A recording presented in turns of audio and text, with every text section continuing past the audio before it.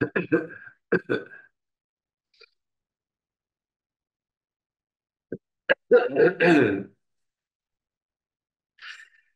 kita berdoa sebelum kita mendengar firman Tuhan.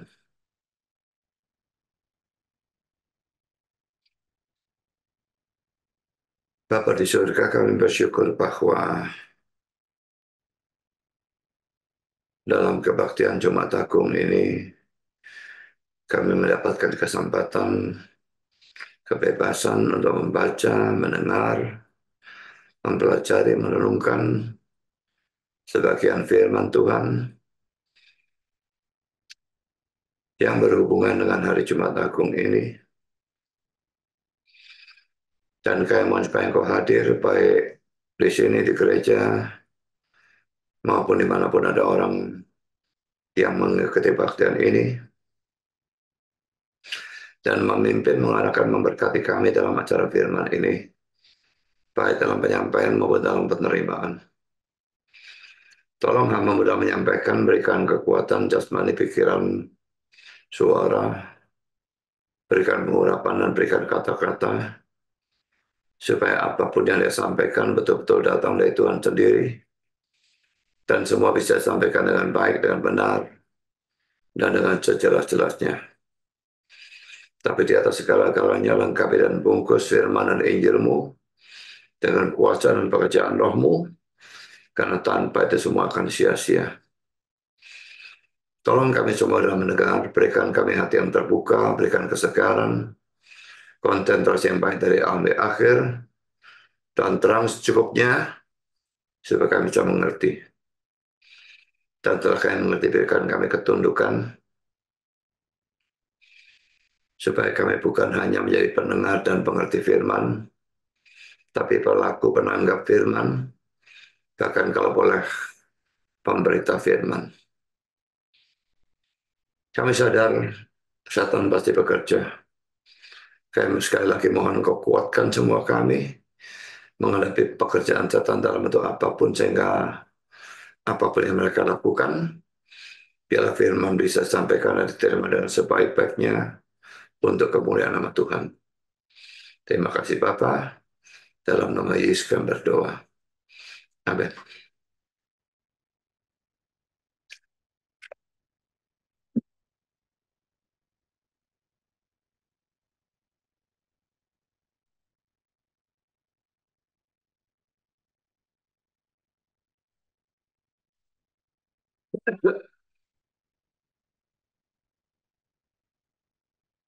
Kita akan membahas Yesaya 55 ayat 1 dan ayat 2 ya.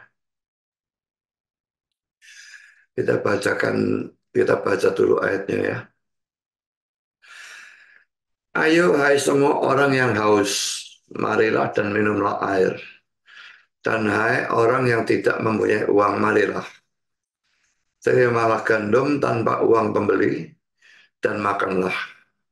Juga anggur dan susu tanpa bayaran. Mengapakah kamu belanjakan uang untuk sesuatu yang bukan roti, dan upah jerih payahmu untuk sesuatu yang tidak mengenyangkan? Dengarkanlah aku, maka kamu akan memakan yang baik, dan aku akan menikmati sajian, dan kamu akan menikmati sajian yang paling lezat. Saya tidak tahu bagi orang yang tidak pernah belajar firman atau sedikit sekali belajar firman dan tidak pernah membaca buku-buku tafsiran dan sebagainya, apakah mereka menyadari atau tidak bahwa kata-kata dalam ayat ini tidak mungkin diartikan secara hurufiah ya. Jadi haus, air, uang, gandum, makan, lalu anggur, susu, roti, kenyang, dan sebagainya, sajian paling lezat. Jelas semua ini tidak mungkin dihurufiahkan. Tapi saya baru mendengar seorang yang kalau dalam dunia TikTok cukup terkenal, tapi Udah habis pikir saya, ayat 2 itu diartikan secara hurufiah. Dan bagi saya itu sama sekali salah ya. Tapi nanti akan kita pelajari hal itu. Saudara, banyak waktu yang lalu di surat kabar diberitakan adanya perusahaan tanda petik ya. Ini abal-abal tentu saja. Yang mengajak orang untuk menanamkan uang dengan keuntungan 300% dalam beberapa hari. Kalau saudara menerima ajakan seperti itu, apa saudara tidak curiga? Saya yakin kalau saudara bukan orang yang bodoh, saudara itu pasti curiga. Mengapa? Karena itu adalah cara mendapatkan uang atau keuntungan yang terlalu enak, terlalu gampang, terlalu cepat. Dan kalau terlalu enak, terlalu gampang, terlalu cepat, maka biasanya ada udang di balik batu. Dan harus kita mencurigai hal ini sebagai suatu penipuan.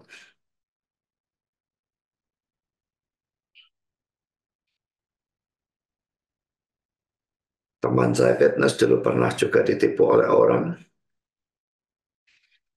Orang itu tidak tahu memalsukan bagaimana dia bisa menunjukkan bahwa di rekening BCA dia itu ada uang hampir 1 triliun.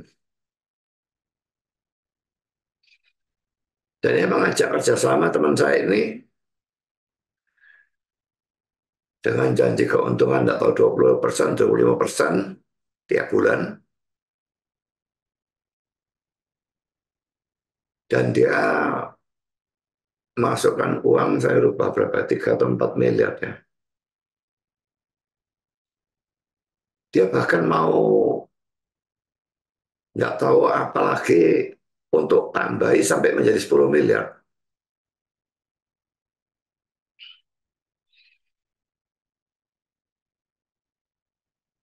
Tapi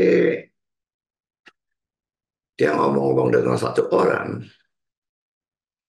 dan orang itu kenal yang, ya bukan kenal, tapi tahu setidaknya orang yang mengajak dia kerja sama itu.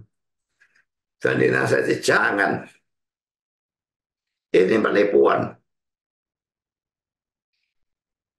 Dan memang saudara uangnya ambles. Betul nggak ditambahin lagi, tapi tetap ya dia rugi 3 sampai 4 miliar. Jadi semua yang terlalu gampang, terlalu enak, terlalu cepat, ini perlu dicurigai. Nah, kekristenan ini juga sering dicurigai atau tidak dipercaya karena jalannya, khususnya jalan keselamatannya ya maksudnya ya, dianggap terlalu enak, terlalu gampang. Dalam hal apa terlalu enak atau terlalu gampang? Dalam hal mendapatkan keselamatan. Hanya percaya Yesus selamat. Wah, enak sekali. Justru enak banyak orang tidak percaya, saudara. Dalam persoalan ini, Kristen bertentangan dengan semua agama dan sektor.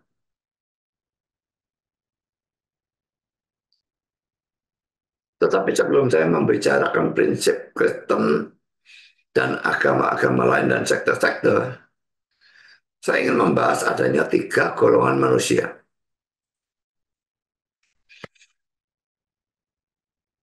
Pertama, saudara, ini 3 golongan manusianya ya. Golongan pertama adalah orang yang tidak merasa butuh keselamatan. Dalam Yesaya 55 ayat 1 itu tadi dikatakan, ayo, hai semua orang yang haus. Dalam King James diterjemahkan, ho, everyone that thirsty. Tidak tahu ho itu mesti diterjemahkan apa ya. Tapi saya terjemahkan hai atau ayo seperti Indonesia. Setiap orang yang haus.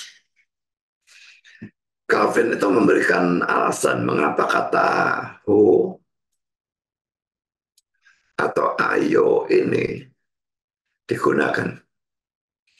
Dan dia berkata sebagai berikut. Karena begitu besar kemalasan untuk kelambanan manusia, sehingga begitu sukar untuk membangunkan mereka. Mereka tidak merasakan kebutuhan mereka, sekalipun mereka lapar. Juga mereka tidak menginginkan makanan yang sangat mereka butuhkan. Dan kantor sikap acuh tak acuh itu harus disingkirkan oleh teriakan yang keras dan tak henti-hentinya. Yang dimaksudkan teriakan keras tak henti-hentinya itu ya teriakan ayo itu ya. Jadi laki-laki kalau di sini katakan lapar, makanan dan sebagainya ini jelas laki-laki tidak mungkin diartikan oleh Calvin secara hurufiah, tidak.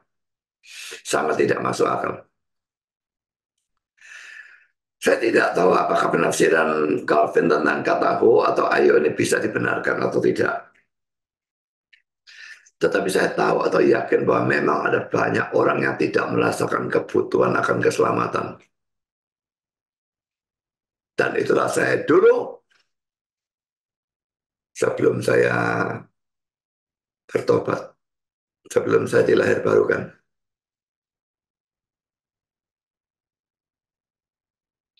Memang lahir barunya kapan tidak mungkin tahu persis.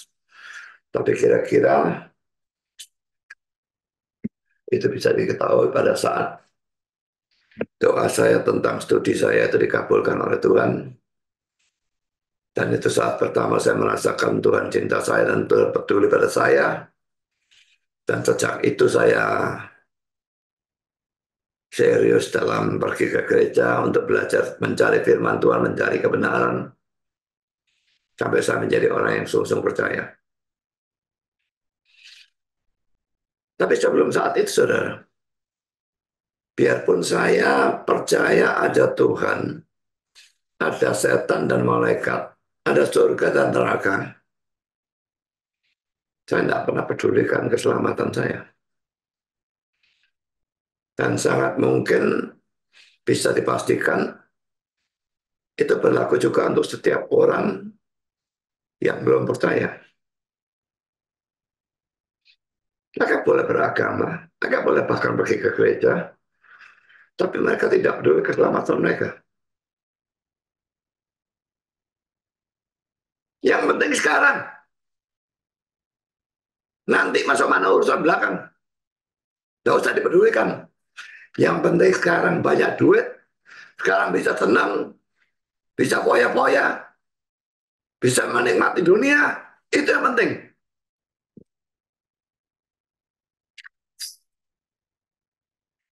Kalau ada dari saudara yang sampai sekarang masih tetap seperti itu, sebelum dilahirkan, lebih-lebih saudara pasti belum beriman.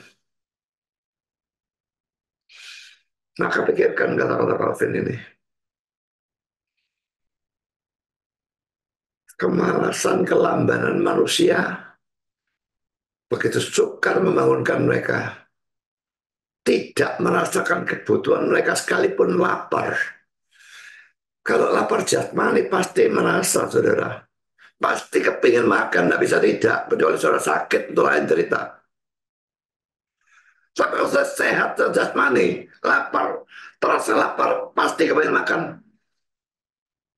Tapi beda dengan kebutuhan rohani, saudara. Lapar butuh, tapi tidak merasa butuh.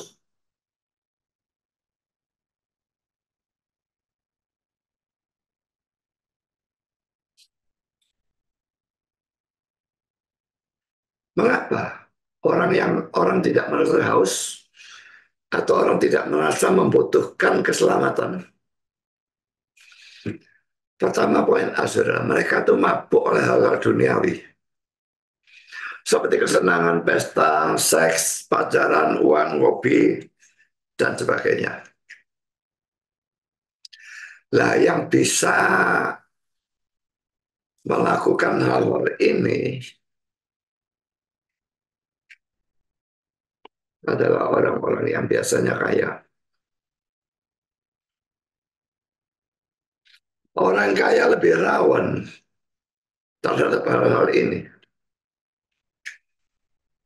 Karena dengan uangnya dia bisa menikmati banyak hal-hal duniawi. Dan itu membuat, kalau orang Jawa bilang keselebur gitu ya. Dia tidak merasakan kebutuhan rohaninya.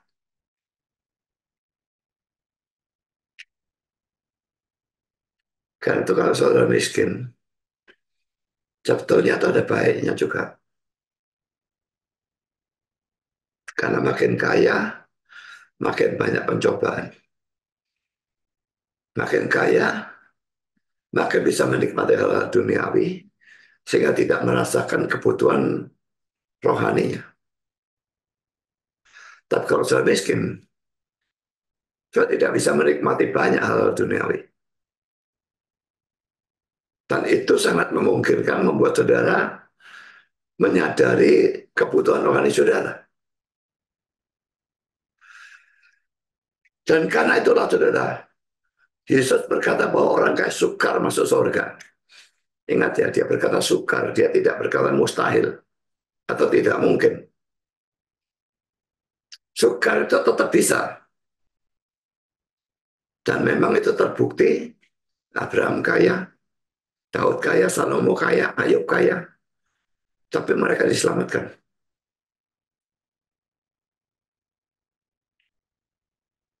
Tapi jelas lebih sukar orang kaya masuk surga.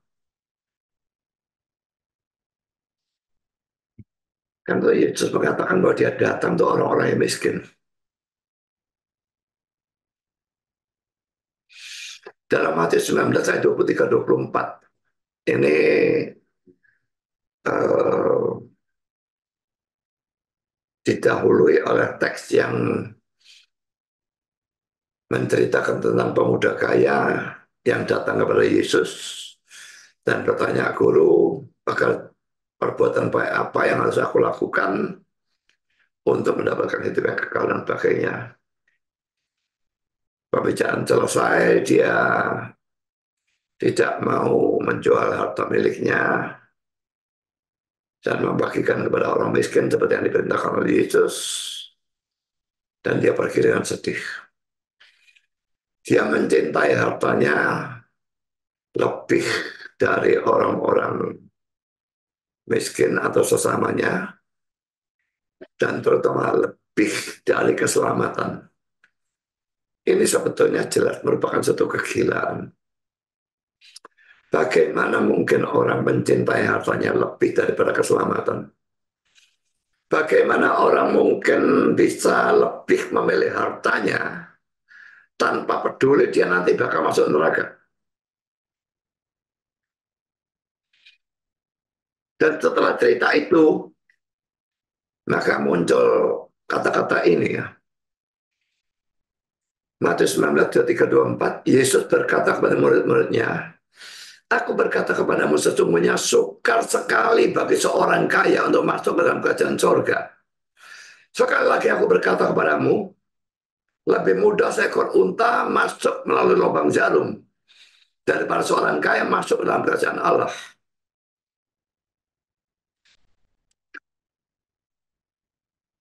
Ingat, dia berkata sukar sekali, bukan mustahil.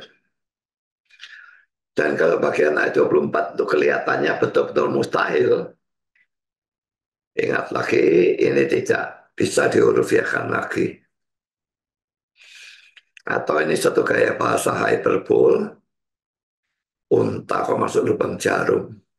Bulunya unta tidak sukar masuk lubang jarum kok untanya.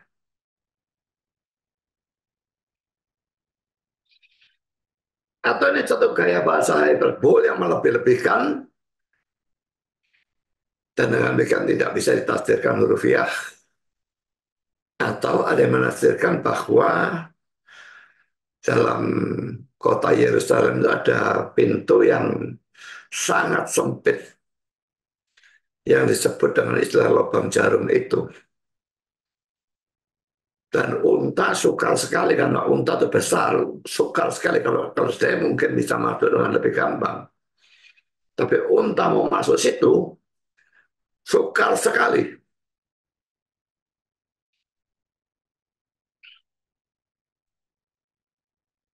Saya lanjutkan dengan poin B ya. Mengapa orang tidak merasa haus atau merasa membutuhkan keselamatan? Mereka terobsesi oleh problem atau penderitaan duniawi. Nah ini lebih cocok untuk orang miskin. Jadi orang kaya ada godaannya sendiri, orang miskin juga ada. Tapi tetap dibandingkan, orang kaya tetap lebih banyak godaannya. Tapi tetap orang miskin juga ada. Banyak problem, banyak penderitaan duniawi. Yang bagi orang kaya dengan duitnya, problemnya beres semua. Sekalipun memang bagi orang kaya pun tidak semua problem bisa dibereskan. Nah, terobsesi oleh problem atau penderitaan duniawi sehingga sama sekali tidak memikirkan kebutuhan rohaninya. Mereka hanya terobsesi bagaimana problem duniawi ini aku bereskan. Tentu saja orang miskin lebih rawan terhadap hal ini. Jadi kalau saudara miskin dan banyak problem, selalu ingat saudara, kalau saudara memang orang percaya, saudara punya Tuhan yang Maha Kuasa. Sebesar apapun problem atau penderitaan saudara, Tuhan yang saudara percaya itu jauh, jauh, jauh lebih besar. Dan kapanpun dia mau, dia bisa bereskan semua problem saudara dalam satu detik, dalam sekejap mata.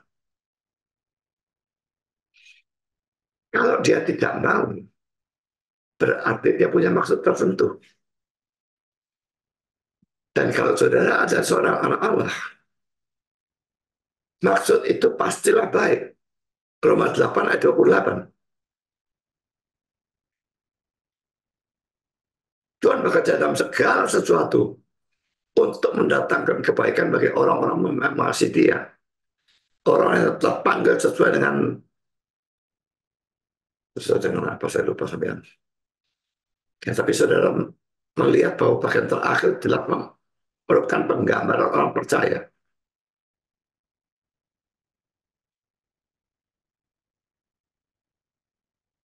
Jadi kalau saudara orang yang percaya dan saudara melihat bahwa Tuhan belum mau membereskan problem atau penderitaan duniawi saudara, percayalah bahwa Tuhan itu punya maksud yang baik, sekalipun tidak bisa kita mengerti. Tapi nanti, kalau bukan di dalam dunia ini, yang pasti dalam dunia yang akan datang, saya akan tahu bahwa semua itu untuk kebaikan saudara. Apa yang sekarang saudara keluh kesahkan, saudara mungkin ngomel bersungut-sungut karena hal itu, ternyata adalah berkat yang sangat besar untuk saudara. Sehingga di surga nanti kebalik, di sini bersungut-sungut, di sana memuji Tuhan dan bersyukur pada Dia. Terima kasih Tuhan, aku dulu Engkau kasih problem ini. Sekarang poin C. Mengapa orang tidak merasa haus atau merasa membutuhkan keselamatan? Mereka berpikir bahwa kematian itu masih jauh. Dan karenanya sekarang ini tidak perlu memikirkan kehidupan setelah kematian. Orang muda rawan terhadap pemikiran ini. Dan ini sebetulnya pemikiran bodoh. Orang muda, orang tua, bahkan anak kecil atau bayi tidak pernah bisa diketahui matinya kapan. Umur saya mendekati 70, dibandingkan anak kecil yang umur 7 tahun, apakah pasti saya mati lebih dulu? Kalau ngomong kemungkinan, ya kemungkinan besar saya mati lebih dulu. Tapi kalau mau memastikan, nggak bisa. Anak kecil tahu-tahu bisa kena penyakit lalu dia mati, kena kecelakaan lalu dia mati, sangat bisa. Sedangkan saya tidak terkena penyakit, tidak terkena apapun, dan saya hidup terus, tidak tahu sampai umur 80 atau berapa. Kalau bayi bisa mati, apalagi anak umur 7 tahun. Apalagi saudaranya masih muda, umur 17 tahun. Kan tuh kalau saudara masih muda, atau relatif muda, jangan berpikir bahwa kematian masih jauh karena saudara tidak tahu hal itu.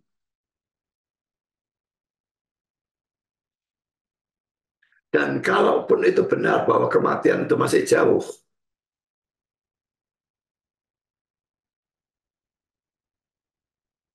lalu mengapa tidak memikirkan kehidupan setelah kematian? Saya pikir kematian masih jauh, tahu-tahu sudah tahu bahwa kematian dekat karena sudah kena penyakit dan sebagainya. Lalu saudara bisa pada saat itu memikirkan kehidupan setelah kematian. Firman Tuhan itu berkata, carilah Tuhan selama ia dekat. Berarti tidak selalu dia dekat. Pada saat dia menjauhi saudara, saya cari bagaimanapun tidak bakal ketemu.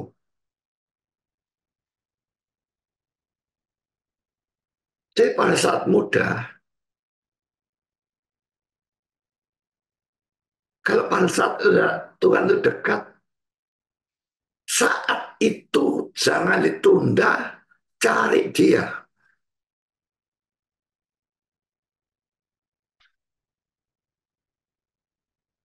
Dan kita masuk pada poin yang kedua. Kalau poin yang pertama adalah orang yang tidak merasa butuh keselamatan. Maka poin yang kedua ini adalah orang yang merasa butuh keselamatan. Tapi dia merasa dirinya mampu mengusahakan keselamatan itu. Ini ada dalam Yesaya 55 tadi ayat 2 bagian A. Kita baca ayatnya ya. Mengapakah kamu belanjakan uang untuk sesuatu yang bukan roti dan upah jerih payahmu untuk sesuatu yang tidak mengenyangkan? Mereka mengira bahwa dengan membeli sesuatu atau membeli makanan, mereka bisa menjadi kenyang. Sudah saya katakan bahwa kenyang makanan ini bukan hurufiah. Dan karena ini sama sekali bukan gambaran orang yang betul-betul lapar lalu dengan uang beli makanan lalu menjadi kenyang. Bukan itu. Ini merupakan gambaran dari orang-orang yang mengusahakan sendiri keselamatannya dengan berbuat baik dan sebagainya. Dan mereka mengira bahwa ini bisa menyelamatkan mereka. Dan ingat saudara ya, sebagian sangat besar, bahkan terbesar dari manusia di muka bumi ini, zaman dulu maupun sekarang, dan seterusnya, termasuk dalam kelompok ini. Pemuda kaya tadi yang datang pada Yesus, Guru, apa yang harus aku perbuat untuk mendapatkan hidup yang kekal? Jelas dia punya konsep keselamatan karena perbuatan baik. Kalau tidak, dia tidak akan menanyakan pertanyaan itu. Perbuatan baik, apa yang harus aku lakukan untuk mendapatkan hidup yang kekal?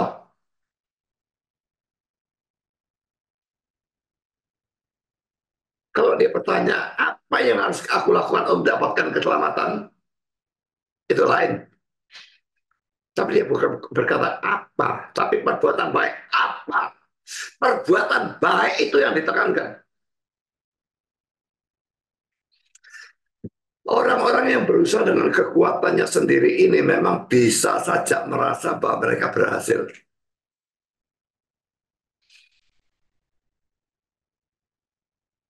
Kalau saya tanya pada orang-orang Muslim itu di TikTok, sebagian dari mereka yakin, saya tidak tahu jujur atau tidak jujur, dan saya tidak tahu apa dasar keyakinan keselamatannya. Karena kalau melihat ajaran mereka seharusnya tidak mungkin mereka bisa yakin. Tapi sebagian cuma mengatakan insya Allah seperti Don Ditan tempo hari dalam debat pertama dengan saya itu ya.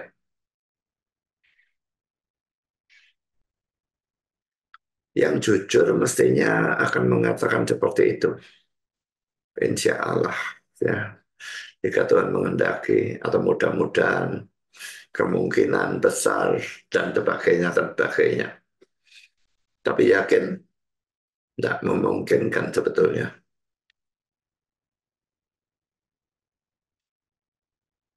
Mari kita perhatikan kata-kata dari Calvin ya. Mereka bisa saja berkhayal atau mengira bahwa mereka kenyang pada waktu mereka membengkak atau menggelembung atau dipenuhi kesombongan. Karena keyakinan yang sia-sia. Yakin tapi keyakinannya sia-sia. Tapi mereka seperti orang yang karena dipenuhi oleh angin, dalam kurung kembung maksudnya mungkin ya, tidak merasa lapar. Memang kalau kembung tidak merasa lapar mungkin ya. Tapi jauh lebih baik bagi mereka untuk ditekan secara berat oleh rasa lapar dan haus. Supaya itu bisa memimpin mereka untuk berseru pada Tuhan dengan kesungguhan hati.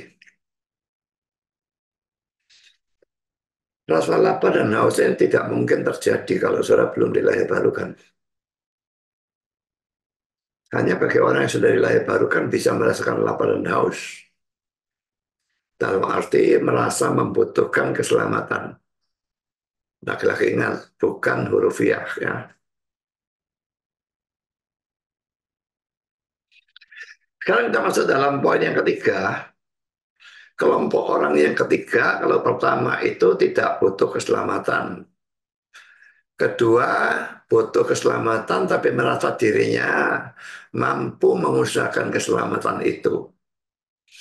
Kelompok yang ketiga, orang yang merasa butuh keselamatan dan merasa dirinya sama sekali tidak mempunyai kemampuan untuk mengusahakan keselamatan. Kalau saudara termasuk orang seperti ini, saudara adalah orang yang sudah dilahirbarukan.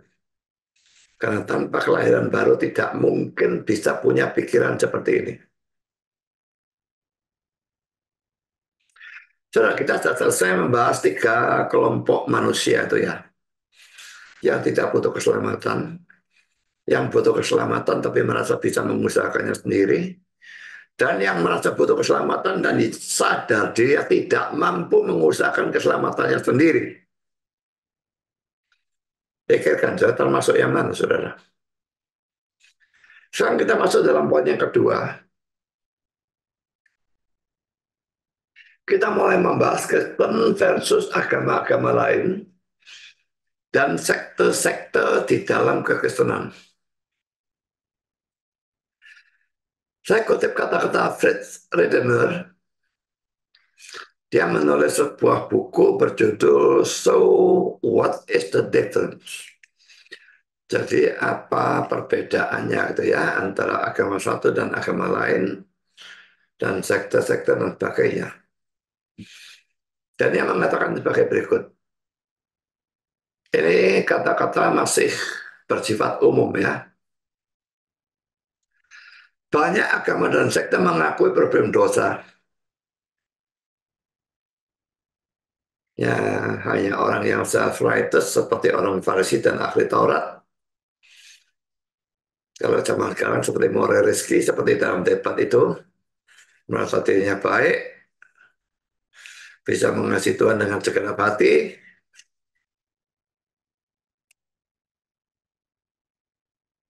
betul-betul orang yang buta secara rohani. Banyak agama dan sekte mengakui perbuatan dosa. Banyak, tapi tidak semua.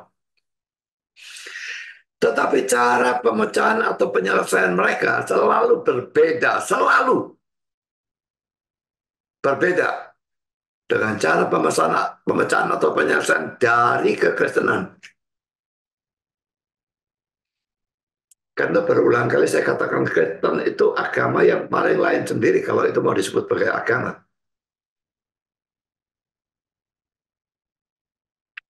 Sementara kekristenan mengatakan bahwa satu-satunya keselamatan dari dosa adalah iman kepada Yesus Kristus dan kematian yang menebus di kayu salib. Yang hari ini kita rayakan hari Jumat Agung. Itu satu-satunya keselamatan dari dosa.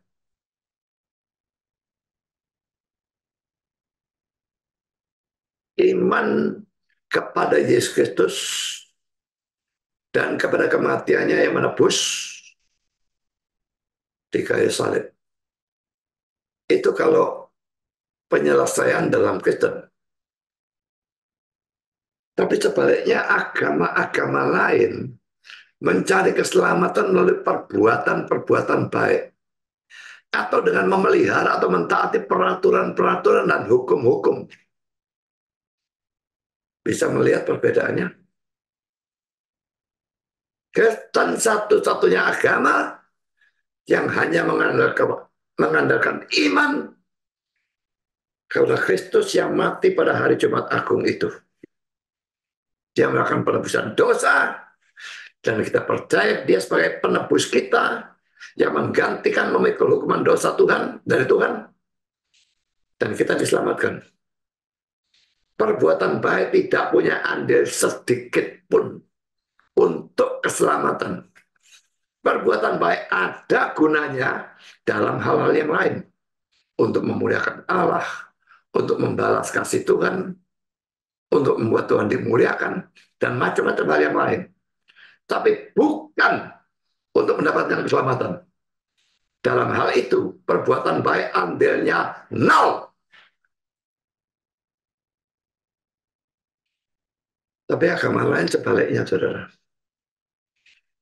Atau mereka percaya iman plus perbuatan baik, atau hanya perbuatan baik.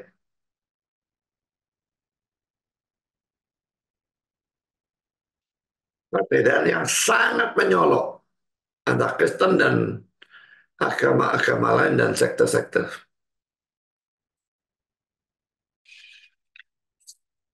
Kita lihat ayat 1 dan ayat 2a dari Yesaya 55 tadi.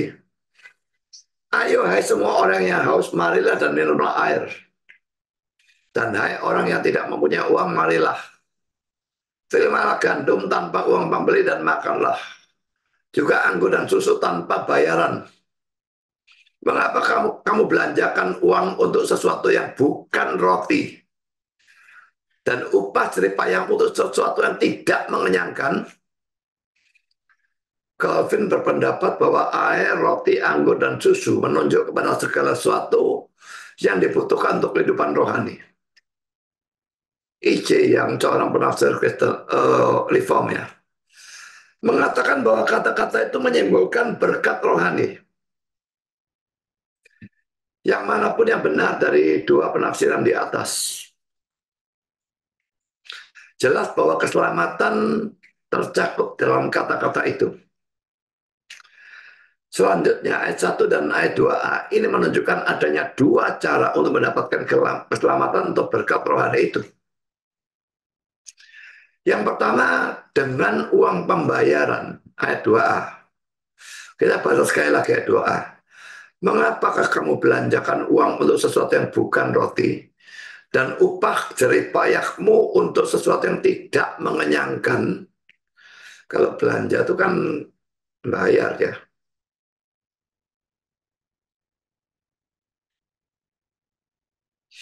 Dan memang kalau dibaca semua, um, ya ada kata kalau tanpa bayaran, ya.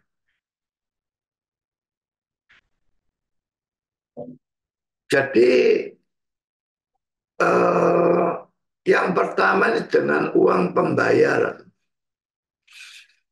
Laki-laki ini jelas bukan hurufiah ya. Uang pembayaran ini menunjuk pada usaha manusia atau perbuatan baik manusia supaya bisa mendapatkan keselamatan.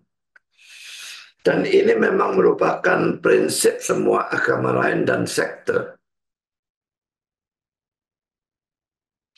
Ini komentar Calvin dengan kata uang, ia menunjuk pada semua kerajinan, tindakan belajar, atau jerih payah manusia. Ini semua untuk keselamatan ya. Bukan bahwa Allah menghargai sepeser pun semua usaha yang tak berharga atau sia-sia dari kita untuk menyembahnya. Tetapi jerih payah yang dilakukan secara bodoh dianggap berharga oleh penilaian daging.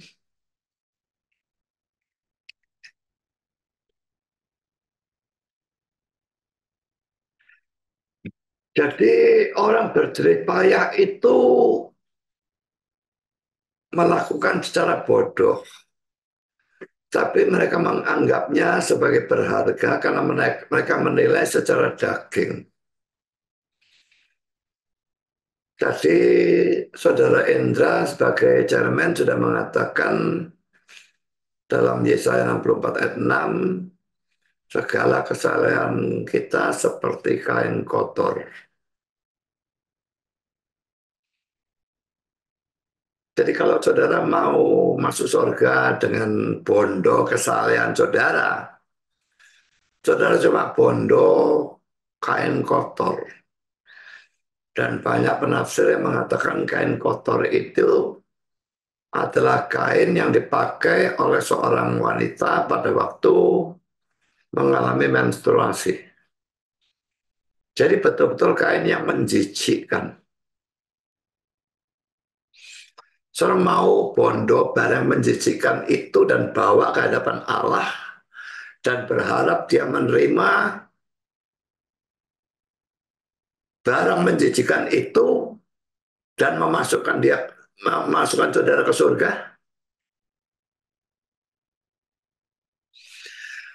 Di bawah ini saya menunjukkan bahwa agama-agama lain di dunia ini memang menekankan perbuatan baik atau usaha manusia untuk mendapatkan keselamatan.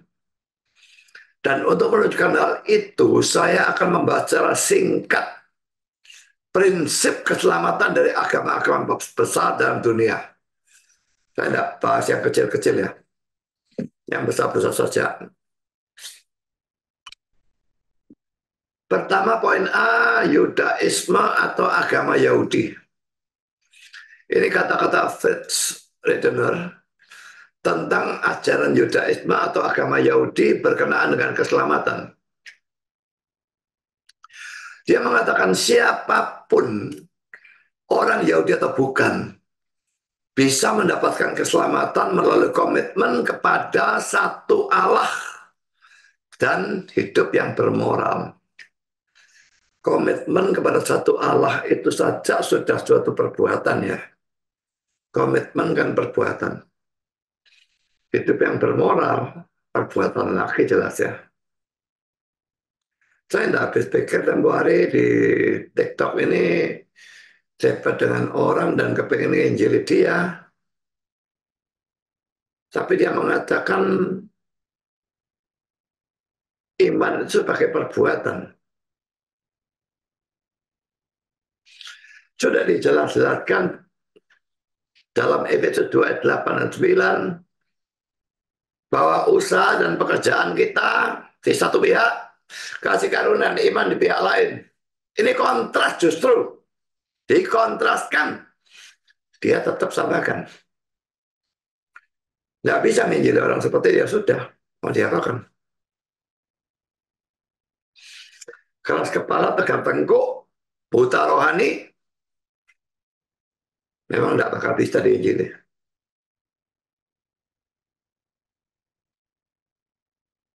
Baru bisa kalau pada satu kali Tuhan melayar barukan dia. Jadi ini keselamatan dalam Yudaisme ya. Jelas-jelas perbuatan baik. Lalu poin B dalam agama Hindu, Fritz Redener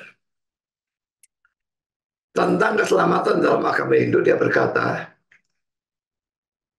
manusia dibenarkan melalui pembaktian, meditasi, perbuatan baik, dan penguasaan diri sendiri. Semua jelas adalah tindakan kita, perbuatan baik kita. Sekalipun dari sudut pandang kita, tidak semua ini perbuatan baik. Meditasi kafir itu bukan baik sama sekali, itu bahkan dosa. Tapi sudut pandang dia, itu baik. Pembaktian, meditasi, perbuatan baik, penguasaan diri, semua perbuatan baik. Lagi-lagi agama ini percaya keselamatan karena perbuatan baik. Manusia bisa dibenarkan oleh perbuatan baiknya sendiri. Poin C, agama Buddha. Kata-kata Fritz Redener lagi tentang keselamatan dalam agama Buddha. Manusia diselamatkan hanya oleh usaha sendiri. Lalu saya kutip satu orang yang lain dari buku The Encyclopedia of Religious Quotations. Ini Subhadra Bhiksu, a Buddhist Catechism. Kelihatannya dalam agama Buddha juga ada katekisasi, saudara ya. Nggak tahu katekisasi itu dilakukan untuk uh, sebagai suatu yang mendahului apa. Kalau kita kan katekisasi dilakukan untuk mendahului pembaptisan ya. Tapi mereka mendahului apa saya tidak tahu. Ini kata-katanya itu adalah tak seorang pun bisa ditebus oleh orang lain.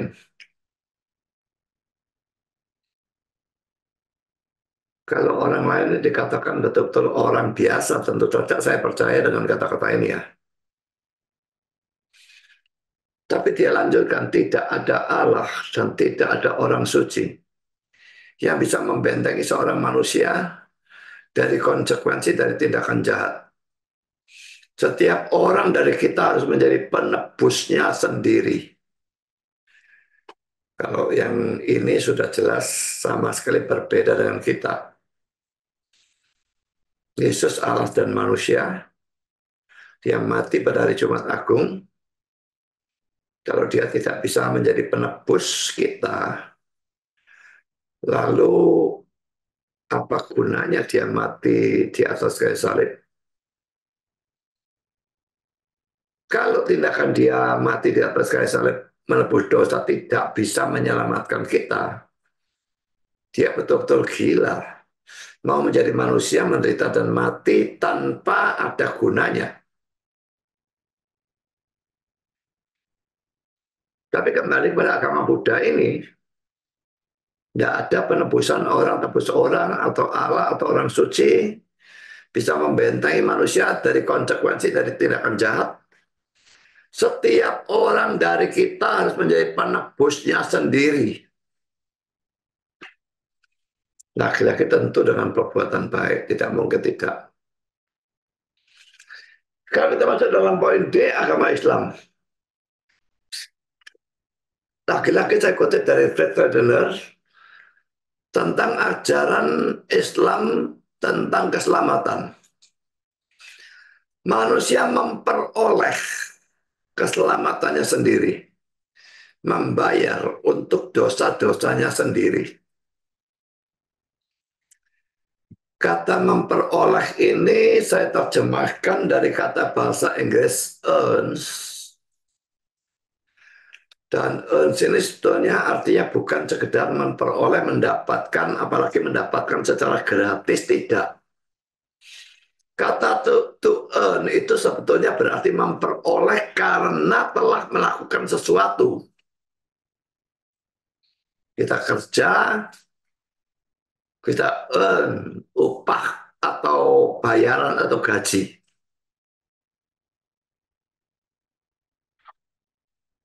Jadi manusia itu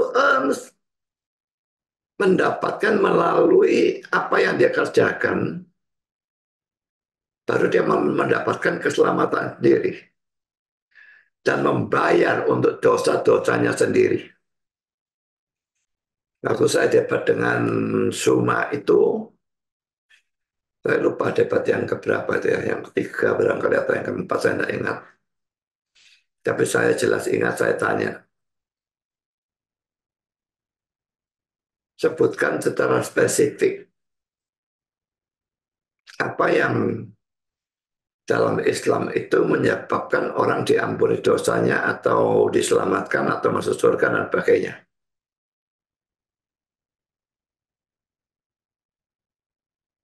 Sholat 5 waktu,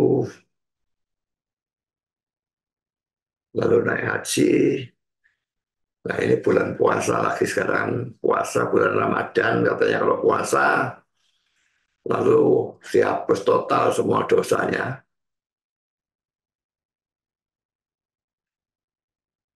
Dan tidak tahu apa lagi. Mungkin juga dengan perbuatan baik, karena perbuatan baik dianggap menutupi dosa, ada peraturan-peraturan, larangan-larangan, taati. Maka kamu earns, ya, memperoleh karena melakukan keselamatanmu sendiri.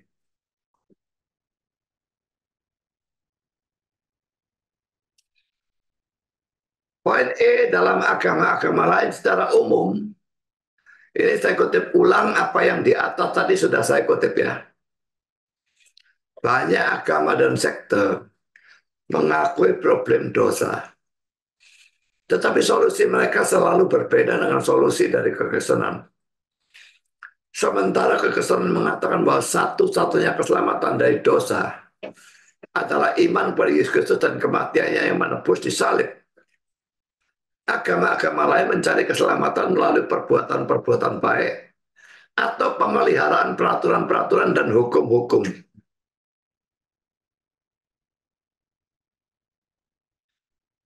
Saya belum selesai dengan agama lain. Sekarang akan saya bahas secara khusus ini poin F, agama Katolik. Dalam persoalan ini, Roma Katolik termasuk dalam kategori agama lain. Memang seringkali orang bilang Kristen Protestan, Kristen Katolik. Jadi sama-sama Kristen. Sama-sama agama Kristen. Tapi saudara, kalau ditinjau dari ajarannya, Roma Katolik termasuk kategori agama lain. Karena dalam gereja Roma Katolik itu pertama, baptisan dianggap mutlak perlu untuk keselamatan. Padahal baptisan jelas termasuk perbuatan baik atau ketaatan.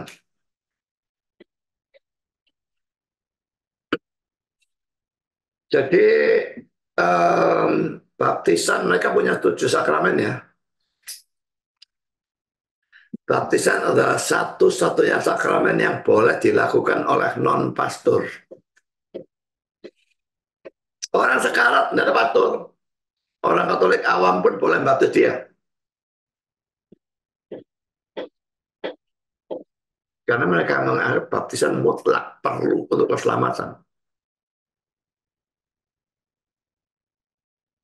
Yang kedua, saudara, dalam ajaran Katolik itu dipercaya adanya mortal sin, dosa besar atau dosa mematikan, dan venial sin, dosa kecil atau dosa remeh.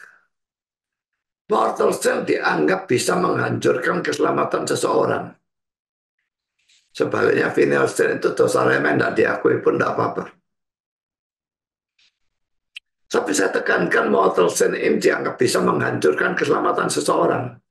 Orang sudah selamat melakukan mortal sin, bubar keselamatannya. Dari dalam poin itu dia tergolong Armenian ya. Bisa keselamatannya bisa hilang. Jadi supaya tetap selamat, seseorang harus menjauhi mortal sin. Padahal sudah 10 hukum Tuhan itu termasuk mortal sin semua. Orang yang mana yang bisa menghindari mortal sin kalau 10 hukum Tuhan termasuk mortal sin semua? Jangankan semua 10 itu. Satu saja jangan berdusta. Itu tidak ada orang bisa menghindari. Lagi-lagi terlihat bahwa ketaatan seseorang punya andil dalam keselamatannya. Bahwa Katolik menekankan pentingnya perbuatan baik itu keselamatan termasuk surga. Juga bisa terlihat dari kutipan-kutipan di bawah ini. Poin A, kata-kata Fredener, Roma Katolik mengajar bahwa iman hanyalah permulaan dari keselamatan. Belum selamat kalau iman saja ya. Baru permulaan. Sehingga orang percaya harus terus-menerus bekerja dalam sepanjang hidupnya untuk melengkapi proses itu. Dalam Kristen selamat itu bukan proses ya. Instan. Pada saat kita percaya, detik itu kita diselamatkan. Daripada mereka dikatakan sebagai proses. Iman itu cuma permulaan dari proses. Terus tambah perbuatan baik untuk melengkapi proses itu. Nah, kalau perbuatan baiknya cukup, apalagi lebih, Santo dikatakan lebih, ya, kelebihan perbuatan baik. Nggak bisa lebih konyol ajaran seperti ini ya. Ada orang kelebihan perbuatan baik, merasa lebih. Menjangkau saja tidak bakal mungkin, saudara. Tapi itulah kepercayaan mereka ya. Kalau cukup, apalagi lebih, nah baru proses itu selesai dan mereka selamat. Itu langsung masuk surga, nggak pakai lewat api penyucian. Tapi kalau tidak cukup, nah itu mesti melewat api penyucian. Dan api penyucian itu bisa lama, tidak ada yang tahu namanya berapa berapa.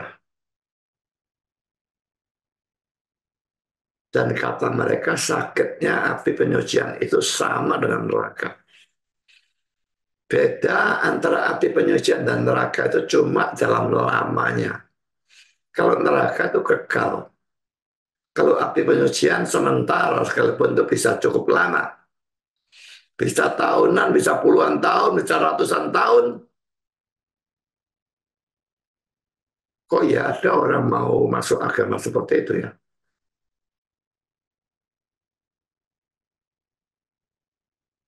Dan semua orang yang tidak termasuk santa atau santo, tidak peduli dia itu pastor atau bahkan paus, itu mestinya yakin bahwa mereka mati, mereka masuk api penyucian. Hanya ada lebih panjang dan lebih pendek, itu saja. Tapi semuanya masuk api penyucian dulu.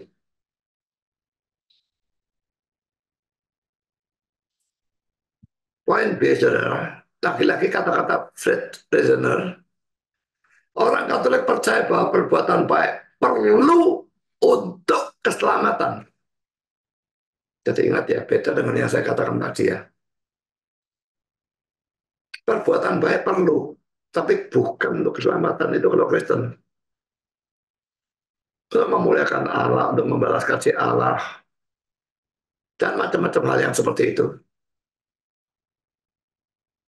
Tapi untuk keselamatan, nol besar saya katakan.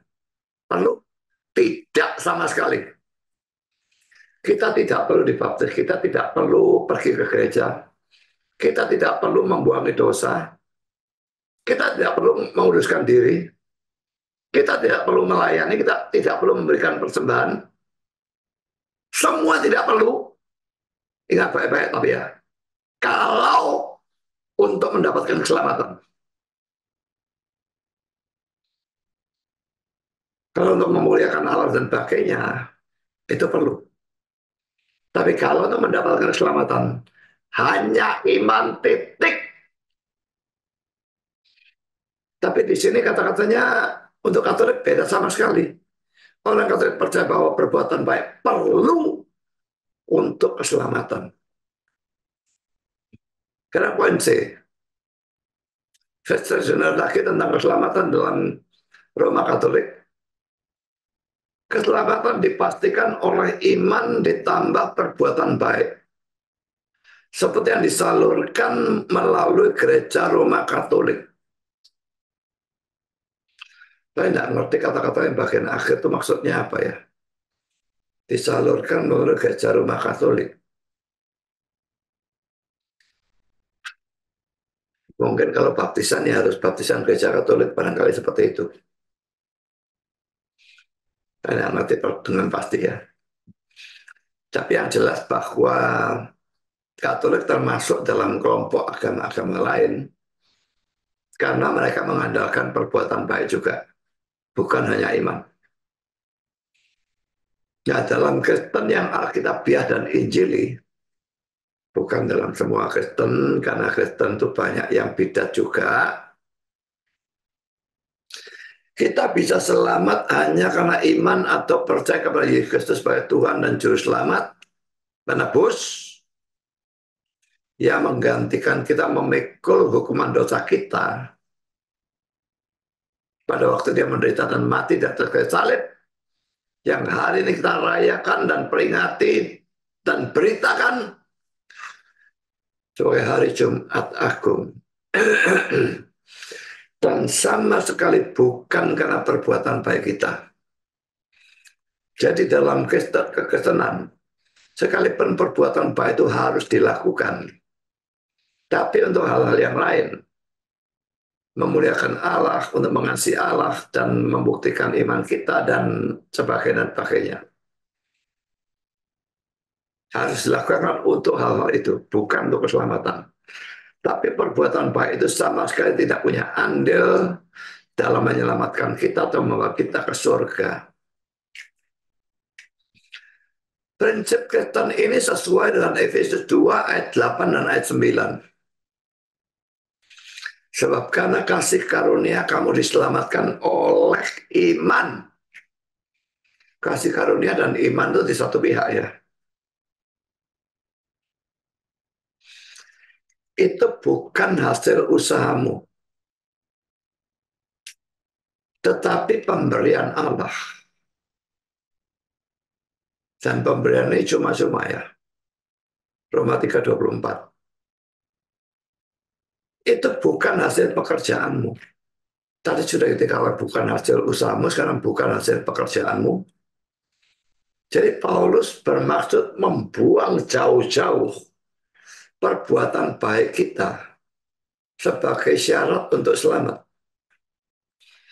Masih ditambah lagi, jangan ada orang yang memegahkan diri. Seandainya perbuatan baik itu memang punya andil untuk keselamatan. Saya selamat dan orang lain tidak selamat, maka berarti saya lebih baik dari orang itu, bukan? Maka tentu saya boleh memegahkan diri, saya lebih baik dari dia, makanya saya selamat dan dia buruk. Tapi di sini katakan jangan ada orang yang memegahkan diri. Berarti perbuatan baik itu sama sekali tidak punya andil. Makanya tak bisa orang menyombongkan diri. Aku beriman, kamu tidak. Loh, iman itu dianugerahkan.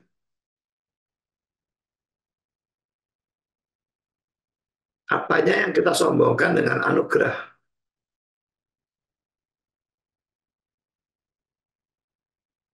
Kalau saudara adalah seorang Armenian, maka memang keselamatan saudara itu bau perbuatan baik.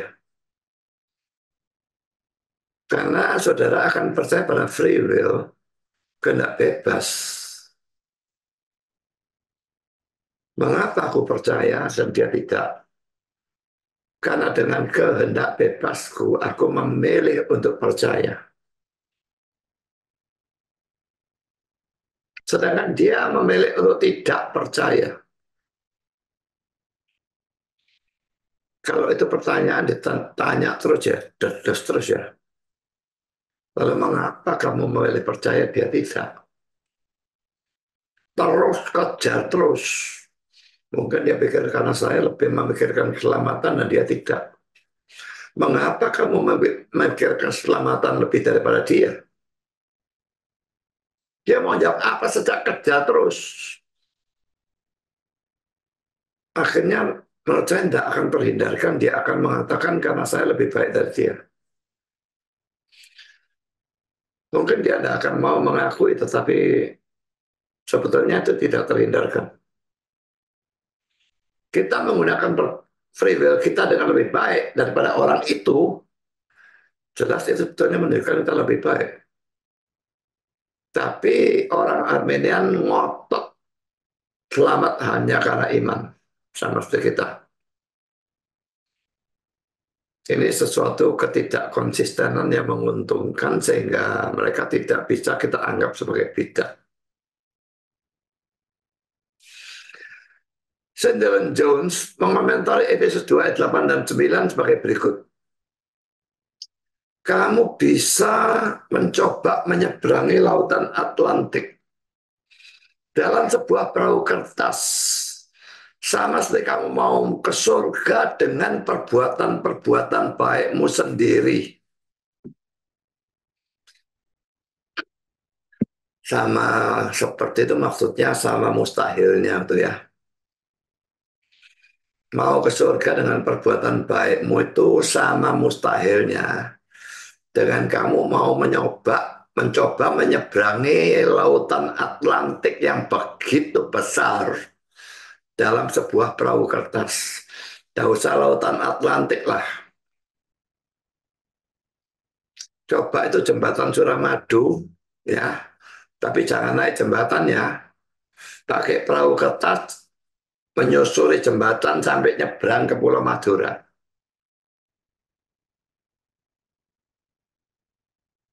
Baru 2 meter, saudara sudah tenggelam. Nggak tahu itu jembatan panjangnya berapa kilometer, saya nggak ngerti, saya nggak pernah lewat sana. Satu kali pun nggak pernah lewat.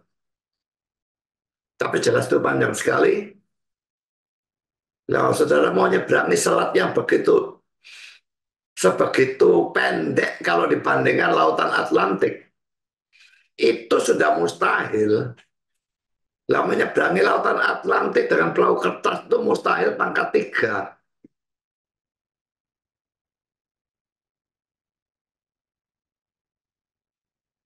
Jadi yang mengandalkan perbuatan baik itu masuk surga, pikirkan baik-baik ya.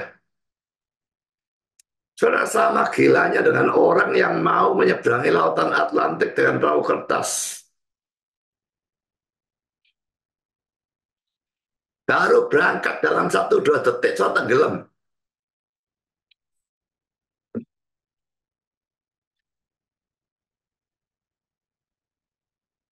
Martin Luther, karena kata-katanya ini bagus sekali, saya bacakan bahasa Inggrisnya ya.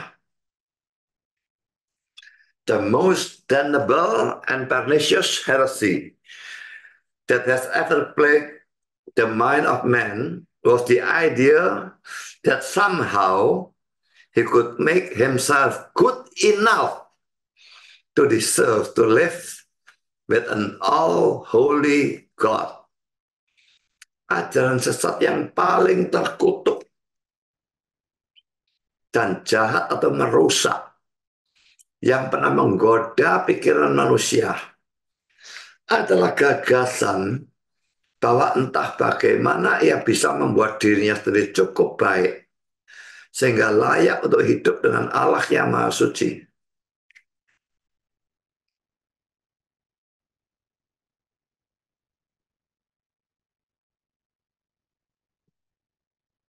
Martin Luther kalau dilihat dari sejarah hidupnya memang sangat cocok mengeluarkan kata-kata ini ya.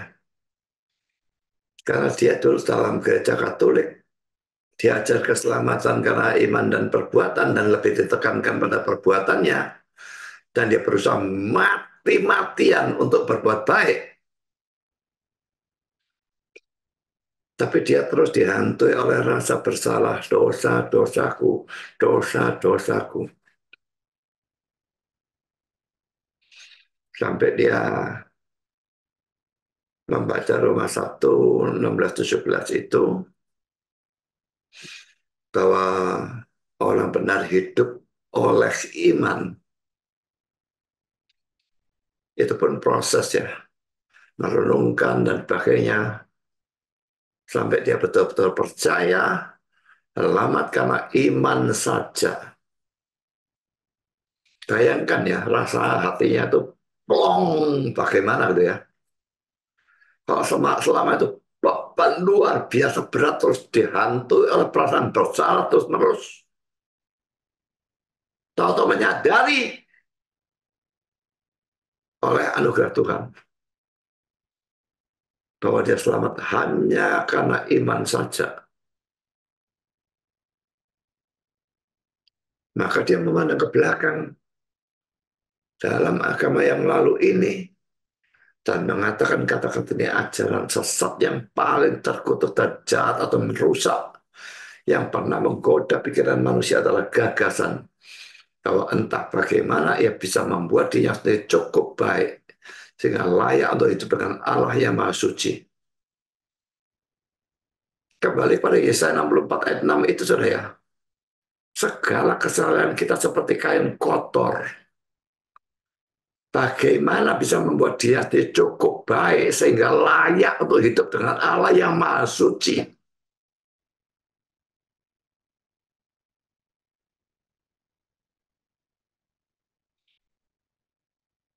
Poin kedua, jadi kalau poin pertama tadi terlalu jauh di atas, saya nggak usah lihat ya.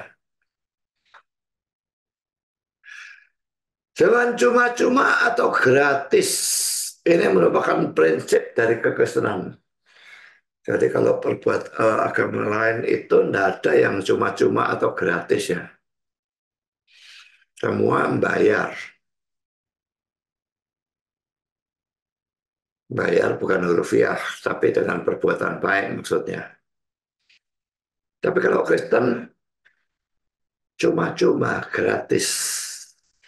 Mari kita baca ayat 1 dari Yesaya pasal 55 tadi. Ayo, hai semua orang yang haus, marilah dan minumlah air.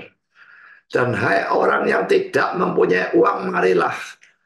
Kalau saudara jadi penjual makanan atau minuman, apakah saudara ajak datang orang yang tidak punya uang?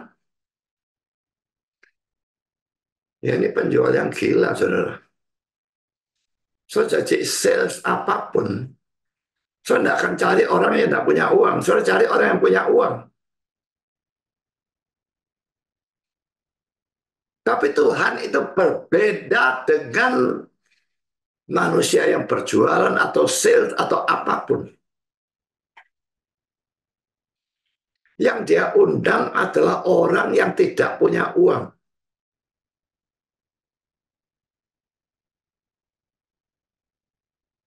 Terimalah gandum tanpa uang pembeli dan makanlah juga anggur dan susu tanpa bayaran.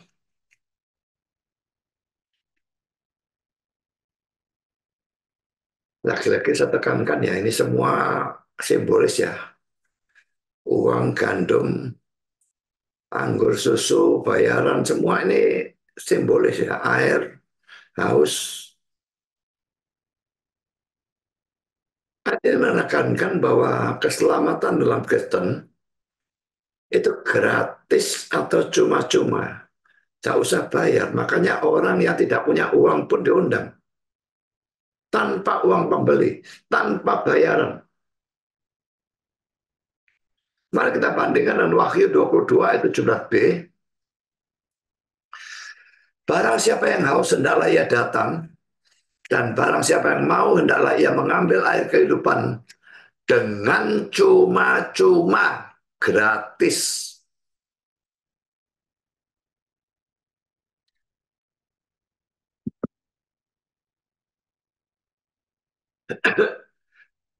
Cuma-cuma itu kalau bahasa Melayu atau Malaysia itu percuma. Jadi kalau ada orang Malaysia yang mendengarkan khotbah ini,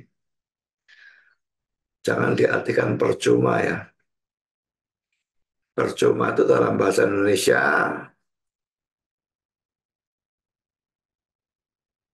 sia-sia, tidak ada gunanya, seperti itulah. Ya. Tapi kalau cuma-cuma itu free, gratis. Roma 3, 23, 24. Karena semua orang telah berbuat dosa dan kehilangan kemuliaan Allah, yang saya tekankan ayat 24-nya ya. Dan oleh kasih karunia telah dibenarkan laki-laki dengan cuma-cuma karena penebusan dalam Kristus Yesus. Jadi penebusan dalam Kristus Yesus yang terjadi pada hari Jumat Agung yang kita rayakan itu yang menyebabkan kita bisa dibenarkan dengan cuma-cuma. Tidak ada perbuatan baik apapun yang perlu kita lakukan untuk diselamatkan atau dibenarkan.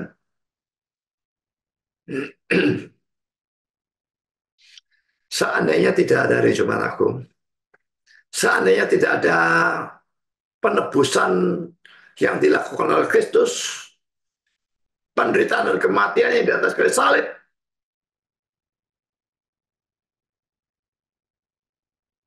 kita bukan tidak bisa dibenarkan dengan cuma-cuma. Kita tidak bisa dibenarkan sama sekali. Dengan cara apapun. Tidak mungkin. Seandainya ada cara yang lain, Tuhan akan ambil cara itu. Kenapa dia utus anaknya datang ke dalam dunia untuk menderita dan mati? Jelas tidak ada jalan yang lain. Dan karena itu Tuhan memberikan satu-satunya jalan melalui penderitaan dan kematian Kristus di atas kayu salib. Jadi saudara, mengapa Jumat Agung begitu penting bagi orang Kristen?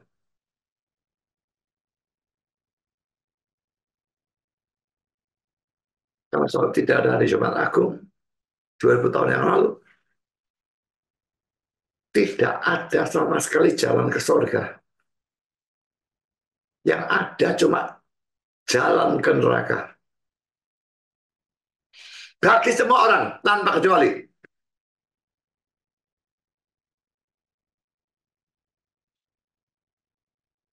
Puji Tuhan, pada hari Jumat Agung, Yesus menderita dan mati. Secara terkutuk di atas kayu salib. Supaya kita dibenarkan dengan cuma-cuma. Dan kutuk pada kita dicabut. Dan kita dijadikan orang benar.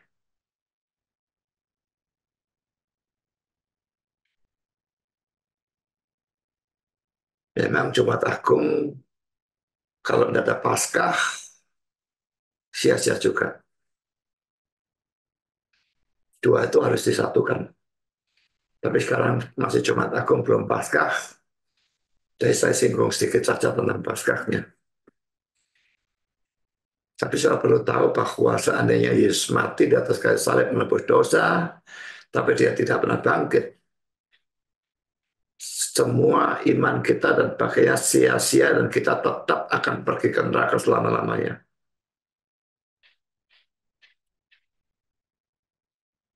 Kebangkitan yang membuktikan bahwa maut yang adalah upah dosa sudah dibereskan oleh Kristus. Baik kematian biasa maupun kematian yang kedua. Kematian kedua tidak akan kita alami. Kematian biasa tetap kita alami, tapi itu berubah status. Bagi orang tidak percaya, kematian biasa itu merupakan hukuman. Tapi bagi orang yang percaya pada Kristus, itu berubah status menjadi sebuah jalan ke surga. Tentunya. Karena kalau kita tidak mati, kita tidak bisa masuk surga.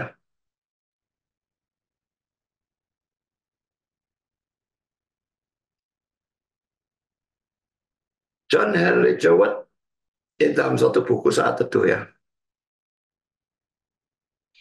Dia mengatakan demikian.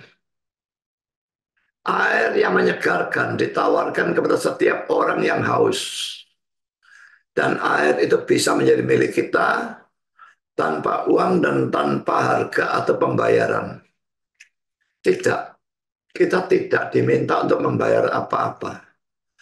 Dan itu disebabkan karena alasan yang sederhana, yaitu bahwa kita tidak mempunyai apapun dengan mana kita bisa membayar. Kan sudah dikatakan berulang kali tadi, segala kesalahan kita seperti kain kotor. Jadi bagaimana mau membayar dengan itu? Kita tidak mempunyai apapun dengan mana kita bisa membayar.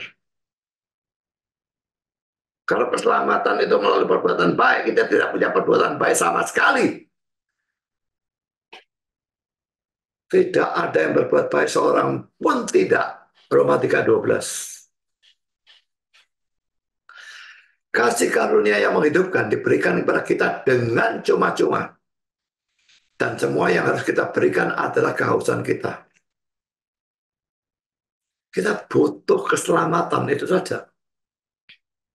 Itu pun tetap kalau tidak ada kelahiran baru, kita tidak akan punya kok. Tetapi kita terus menghabiskan uang dan kita terus berjerih payah. Tetapi kita tidak membeli roti kepuasan. Dan air kepuasan berada jauh dari kita. Roti yang memuaskan tidak bisa dibeli. Itu hanya bisa diminta atau diterima melalui pengemisan. Keselamatan itu kita mengemis kepada Tuhan.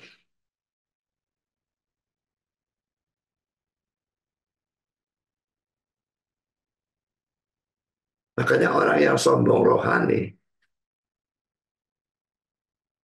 tidak bisa jadi Kristen, saudara. Aku sudah mengemis. Aku saleh, aku baik kok. Suruh ngemis, gak sudi. Silahkan gak sudi. Lihat nanti kamu masuk mana.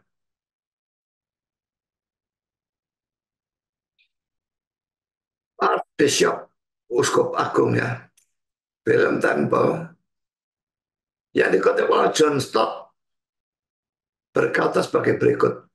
Ini lagi-lagi kata-kata yang indah dalam bahasa Inggrisnya ya. All is of God. The only thing of my very own which I contribute to my redemption is the sin from which I need to be redeemed. Semua dari Allah. Satu-satunya hal dari diriku sendiri yang aku sumbangkan pada penebusanku adalah dosa. Dari mana aku perlu ditebus. Dalam keselamatan kita punya sumbangsi, saudara, ternyata ya. Tapi sumbangsinya apa? Dosa kita. Karena kalau tidak ada dosa kita, ya kita tidak perlu diselamatkan, kan?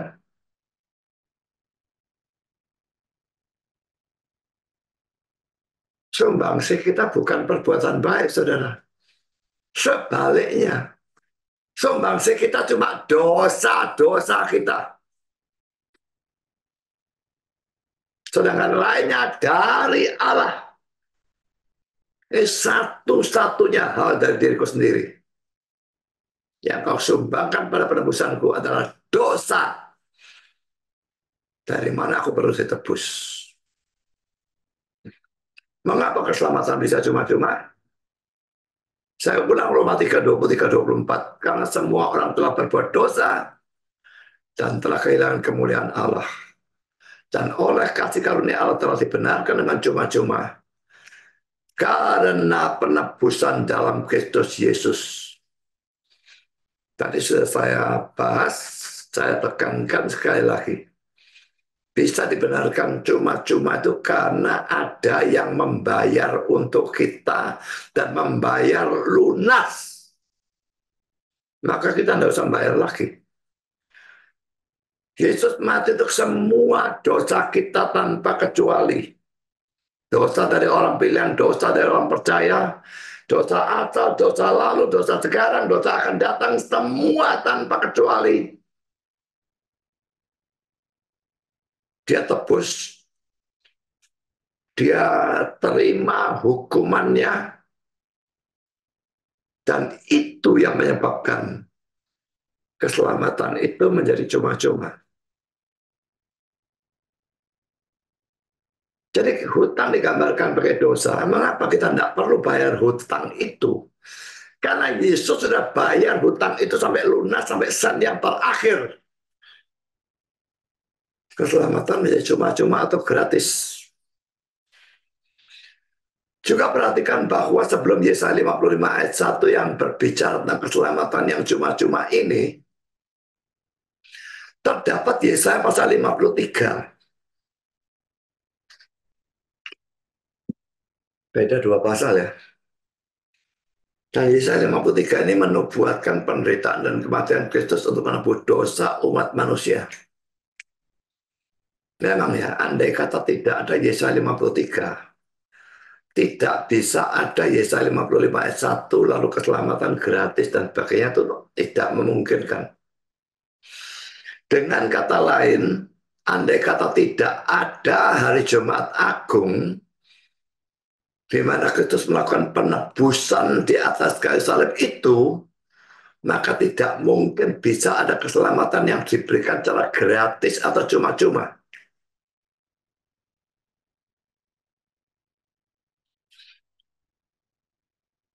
Ini kata-kata dari Anonymous ini, orang yang tidak diketahui ya. Tidak diketahui siapa yang mengucapkan kata-kata ini. Salvation is free for you because someone else paid. Keselamatan itu gratis bagimu karena seorang lain telah membayarnya.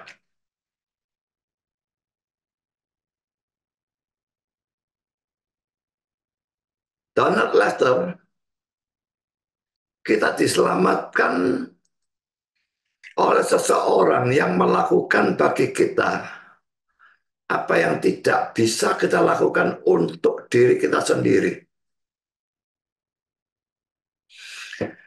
Nah saudara, ini cuma-cuma ini ya, hanya iman dan sebagainya. Ini yang menyebabkan orang sering berkata dengan sinis, kok enak, kita yang dosa, Yesus yang pikul dosanya.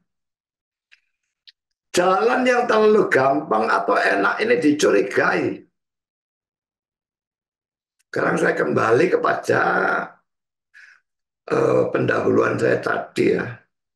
Perusahaan yang mengajak orang menanamkan uang dengan keuntungan 300% dalam waktu yang sangat singkat. Memang saudara ya, kalau manusia yang menawarkan apa yang terlalu enak, terlalu gampang, terlalu cepat, maka mungkin sekali perlu dicurigai. Tapi berbeda sekali kalau Tuhan yang menawarkan apa yang terlalu enak atau gampang atau cepat. Saudara tidak perlu curiga karena Tuhan tidak akan menjadi bajingan yang mendustai kita.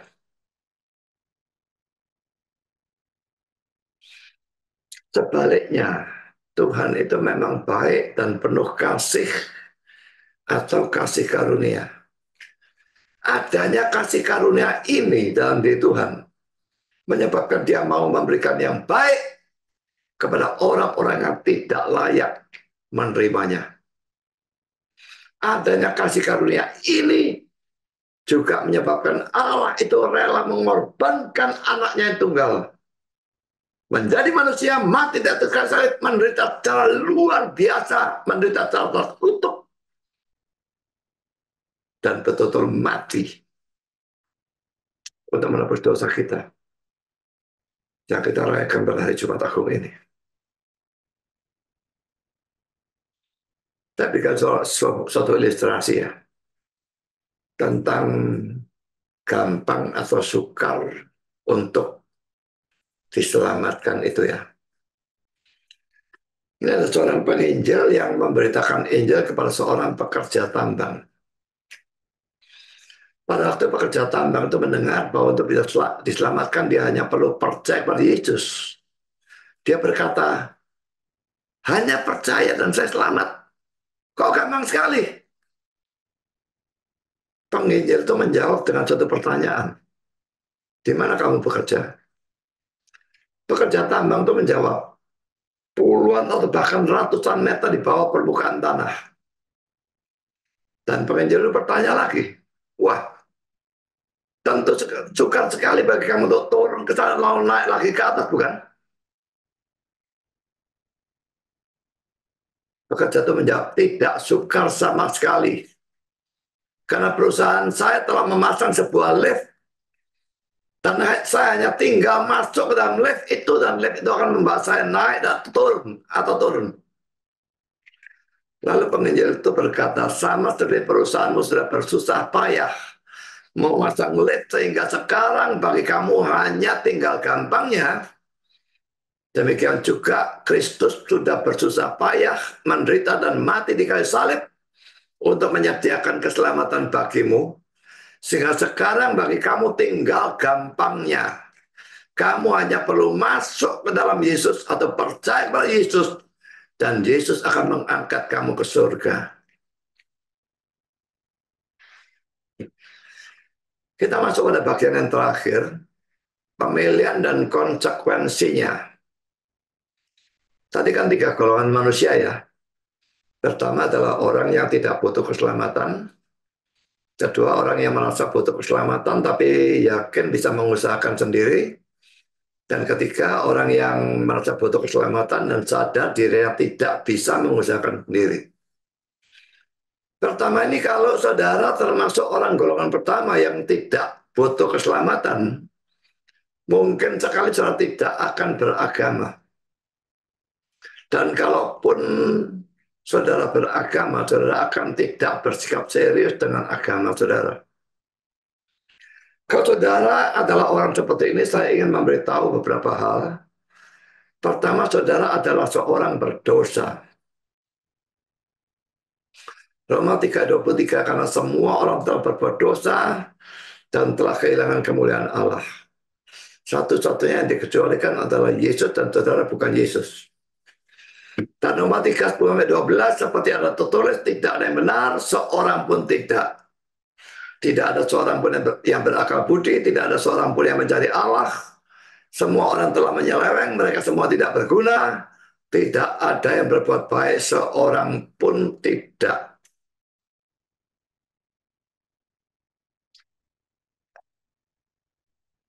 Poin B, Allah itu suci sehingga membenci dosa. Dan juga adil sehingga pasti menghukum orang berdosa.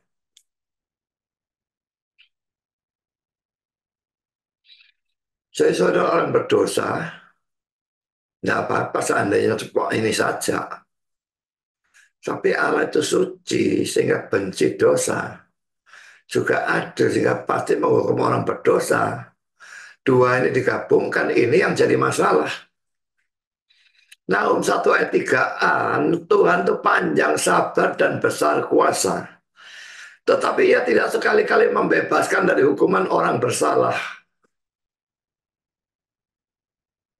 Jadi orang-orang muslim itu sering berkata, buat apa Tuhan itu harus datang ke dunia dan mati, disalib dan sebagainya. Dia maha kuasa dan maha pengampun.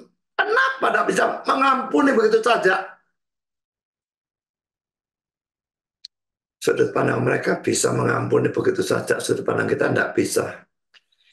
Dia itu suci, dia benci dosa. Dia itu adil, dan adil itu artinya harus menghukum setiap dosa yang dilakukan oleh orang.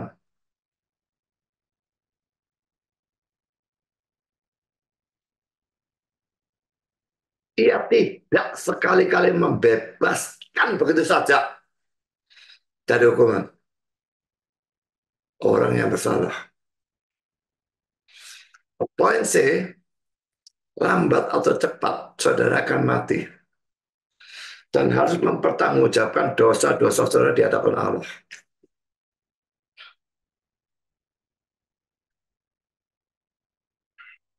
Bisa umur saudara panjang 100 tahun,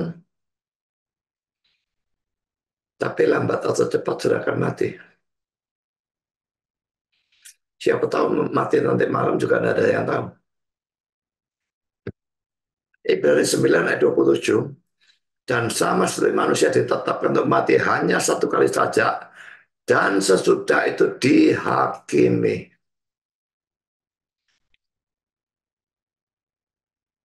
2 Korintus 5 ayat 10. Sebab kita semua harus menghadap takhta pengadilan Kristus, supaya setiap orang memperoleh apa yang patut diterimanya, sesuai dengan yang dilakukannya dalam hidupnya ini, baik ataupun jahat.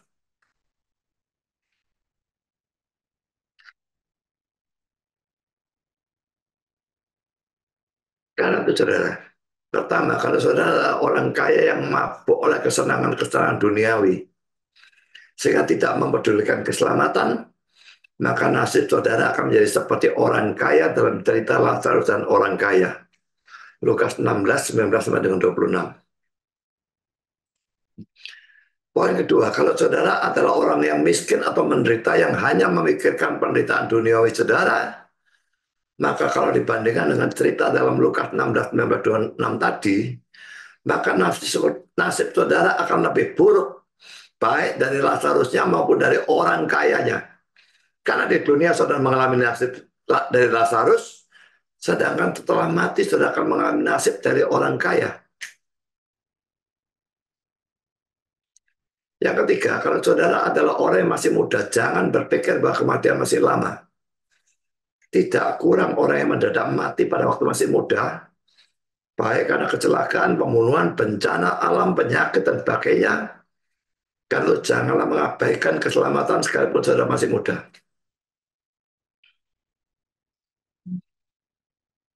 Miliarder yang mati karena mobilnya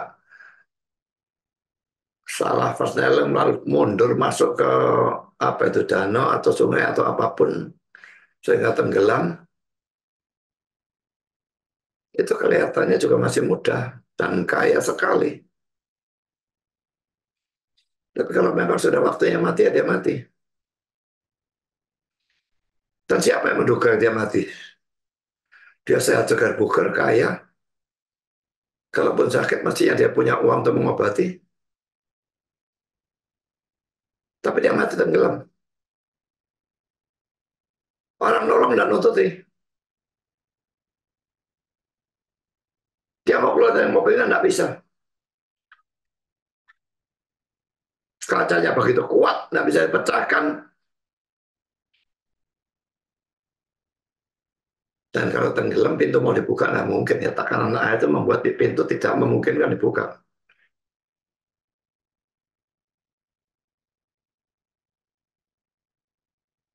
Sebetulnya jendelanya mesti buka. Tapi laki-laki ini mobil listrik semua.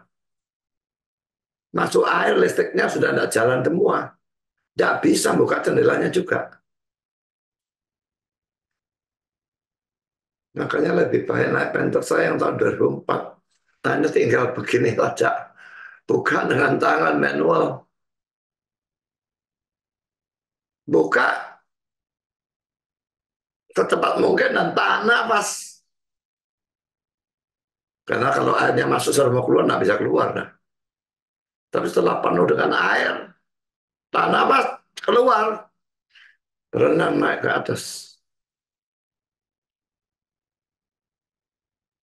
Jadi yang muda jangan pikir nggak bisa mati karena masih muda. Orang ini mati. Mati mengenaskan. Ya kata-kata Calvin, tidak ada manusia yang tidak berada dalam keadaan membutuhkan air itu. Dan bagi siapa Kristus itu tidak diperlukan. Tidak ada, semua butuh Kristus. Dan karenanya ia mengundang semua orang tanpa membeda-bedakan. Tanpa memandang orang. Injil itu undangan dari Tuhan. Dan saat ini saya mendengar Injil, dia mengundang semua orang. tanpa membedakan. Karena termasuk pada poin yang kedua, kalau saudara termasuk orang yang golongan kedua, yang butuh keselamatan, tetapi yakin bisa melakukan hal-hal untuk membenarkan diri saudara sendiri, maka mungkin sekali saudara akan masuk dalam agama-agama lain di luar Kristen atau sekte-sekte. Karena semua itu menekankan perbuatan baik untuk bisa selamat. Itu tidak akan jadi Kristen. Nah, mampu berbuat baik itu selamat, kau jadi Kristen buat apa?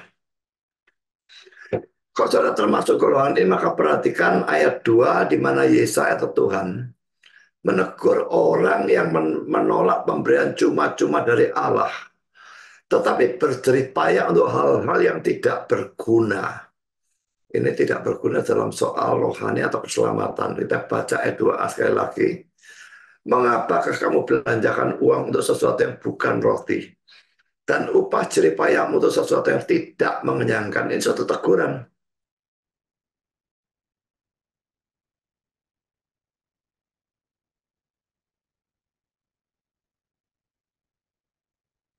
IJ yang berkata, dengan menggunakan suatu pertanyaan, sang nabi atau lebih tepat Allah melalui sang nabi membuat manusia melihat kesia-siaan dari penolakan pemberian keselamatan secara cuma-cuma dan berusaha untuk bekerja untuk mendapatkannya dengan usaha-usaha mereka sendiri.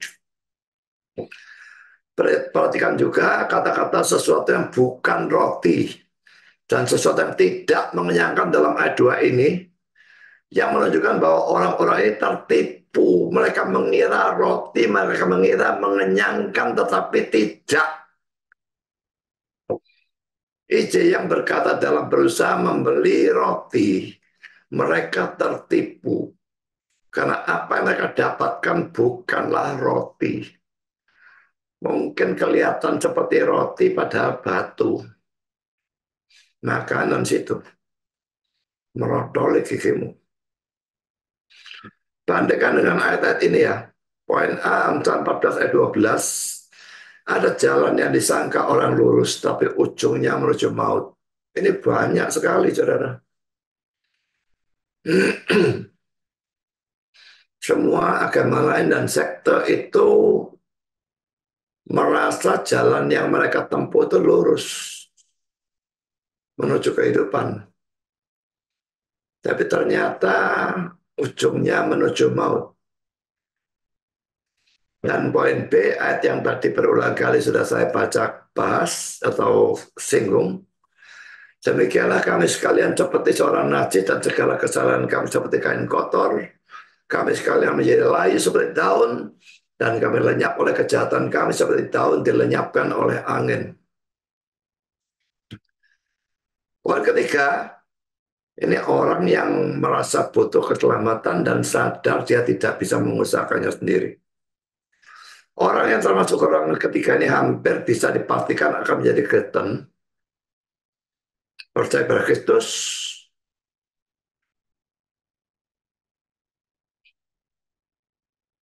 makanya kita harus memberitakan Injil dan berharap moga-moga ketemu dengan orang-orang yang seperti ini.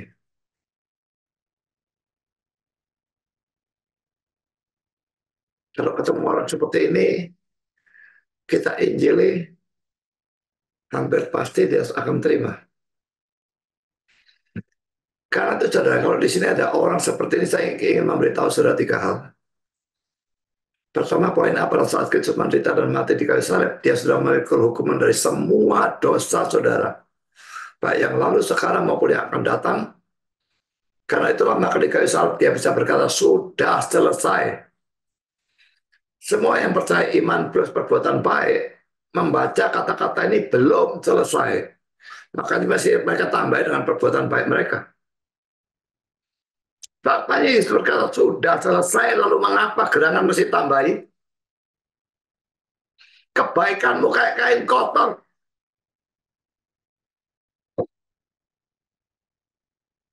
Semua dosa ini dari ayat mana? Mari kita melihat ayat-ayat ini ya. Yeskiel 36 ayat 25, aku akan mencurahkan kepadamu air jernih yang akan mentahirkan kamu dari segala kenajisanmu dan dari semua berhala-berhalamu aku akan mentahirkan kamu.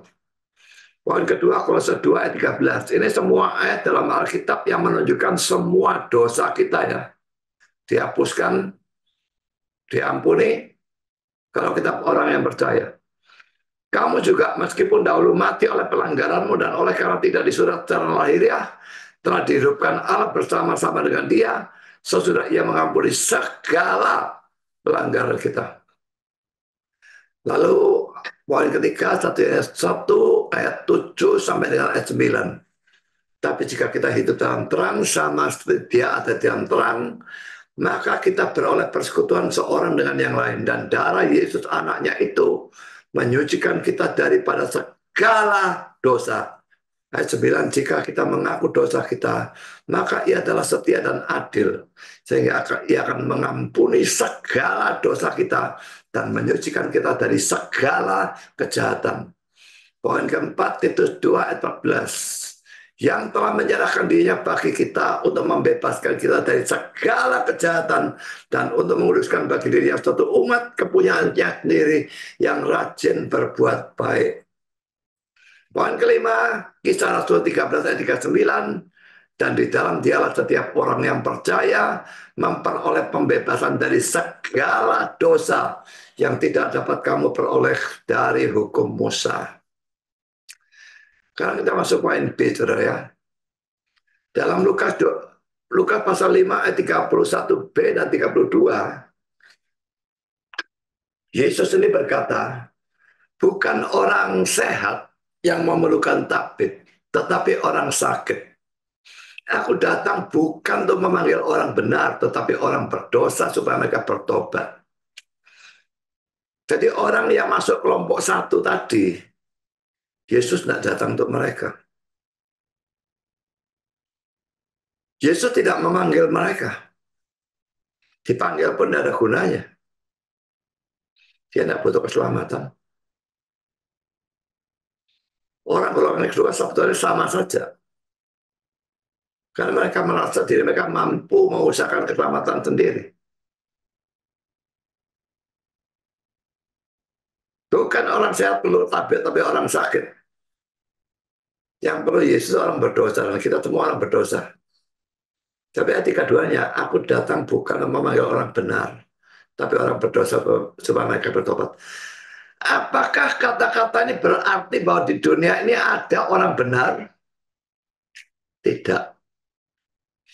Yang Yesus maksudkan dengan orang ini, orang benar, dengan orang benar ini ya, adalah orang berdosa yang merasa dirinya benar. Dan yang Yesus maksudkan dengan orang berdosa ini adalah orang berdosa yang sadar dirinya berdosa. Ya, jadi kata-kata ini memang tidak berarti bahwa di dunia ini ada orang benar. Coba kita lihat ayat ini lagi sekali. Roma 3 ayat 12 dan ayat 23. Seperti ada tentu tidak ada yang benar seorang pun tidak. Tidak ada seorang pun yang berakal budi, tidak ada seorang pun yang mencari Allah. Semua orang telah menyeleweng, mereka semua tidak berguna, tidak ada yang berbuat baik, seorang pun tidak.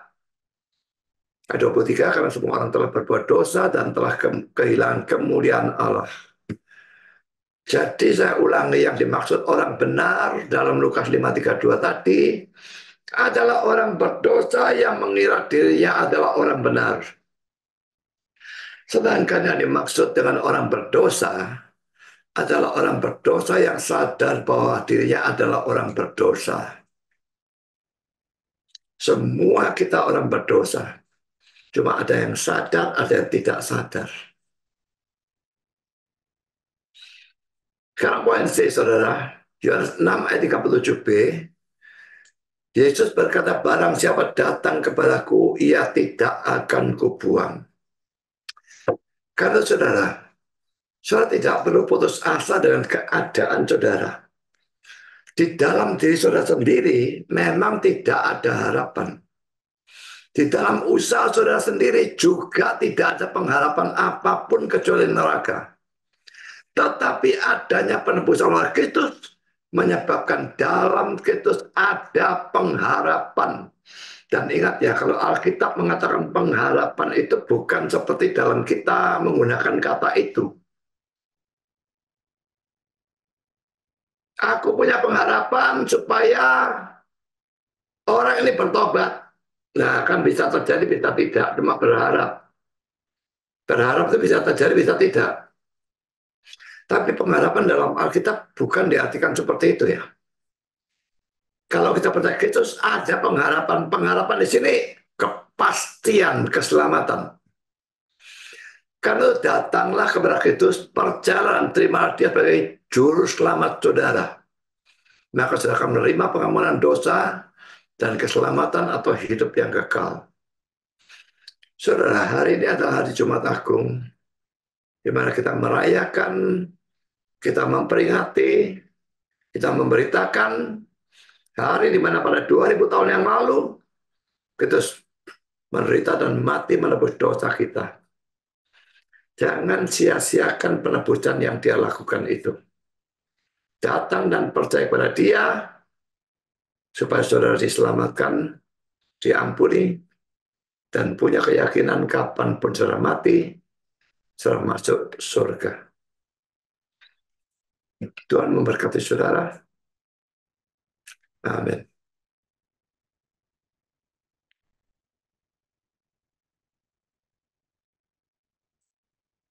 Mari kita berdoa.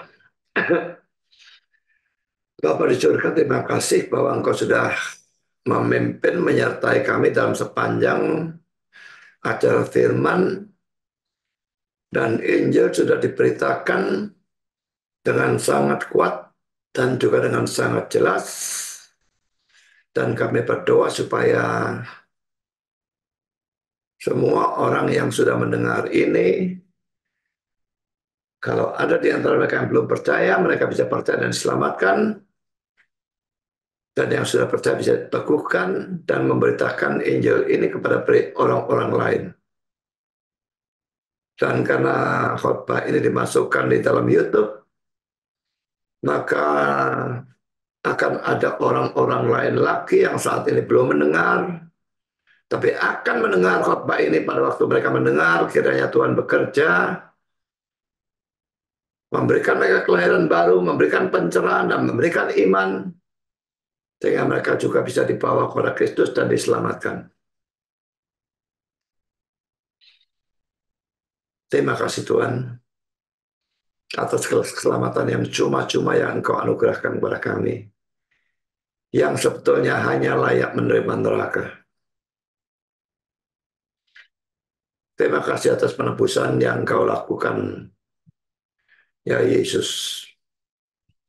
Karena tanpa itu semua kami akan pergi ke neraka selama-lamanya. Terima kasih ya Roh Kudus, karena Engkaulah yang menerapkan penebusan Kristus pada diri kami, dan Engkau yang membuat kami dilahir barukan dan menjadi orang yang percaya. Dalam nama Yesus kami berdoa. Amin.